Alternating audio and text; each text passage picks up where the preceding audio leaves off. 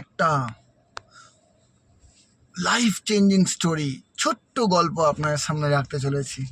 আমি আপনাদের বন্ধু হাবিবুর রহমান। আমার মেয়ে আইজা আজকে ভিডিওতে সঙ্গ দিচ্ছে। আজকে পার্টটা আমি বলবো, আইজা শুনবে আজকে। এবং আইজা আমাদের কো পার্টনার। মাই ডিয়ার ফ্রেন্ডস, একটা সমুদ্রের ধারে দুই ভাই ঘুরতে গেছিল। সেখানে একটি ভাইকে, সেই দুই ভাই, তার মধ্যে একটি ভাইকে বড় একটা সমুদ্রের ঢেউ এসে তাকে ছিনিয়ে নিয়ে চলে গেছে।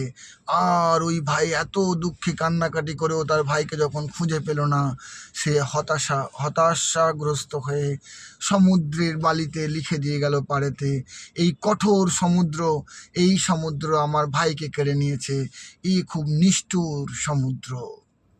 এই কথা বলে সে যখন বাড়ি চলে গেছে, এর পরবর্তীকালে আরেকটা জেলে জাল নিয়ে সমুদ্রের ধারে এসছে। এবং ওই জেলে যখন ওখানে মাছ ধরার জন্য জাল ফেলেছে, অসংখ্য মাছ ওই জালে পড়েছে। ওই মাছ যখন ধরে নিয়ে যাচ্ছে, জেলের মধ্যে কৃতজ্ঞতা বোধ এসছে। জেলে কী করলো, ওই সমুদ্রের বালিতে লিখে দিল যে এটা একটা দয়ালু সমুদ্র, কৃপাবান সমুদ্র, আমার সমৃদ্ধির জন্য আমাকে প্রচুর মাছ দিয়েছে। এই দুটো লেখা দুটো কিন্তু একে অপরের বৈপরীত্য ছিল। কিন্তু আসল টার্নিং পয়েন্ট এখানে নয়।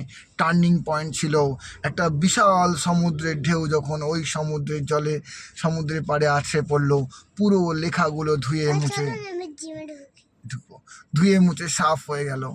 যখন ধুয়ে মুছে সাফ হয়ে গেল এবং সমুদ্র নির্বিকার, আমরা এখান থেকে একটা লেসন পাই যে আপনাকে যে যতই প্রশংসা করুক আর যতই আপনাকে গালি দিক, আপনাকে ভুল বুঝুক, তাতে আপনি যদি সমুদ্রের মতো থাকেন, আপনি অবিচল থাকবেন, কোনোটাই আপনাকে এফেক্ট করবে না। আপনাকে যে লোক যেমন উপকার পেয়েছে, যেমন ক্ষতি পেয়েছে, সে তার চোখ দিয়ে দেখবে। তার বলে কিন্তু আপনি সমুদ্র হতে ভুলবেন না। আসুন আমার ফ্রেন্ড, আমরা সমৃদ্ধিময় জীবনযাপন করি। আপনার পরিবার এবং সন্তানের শুভকামনা করে এই ভিডিও শেষ করলাম। Thank you very much.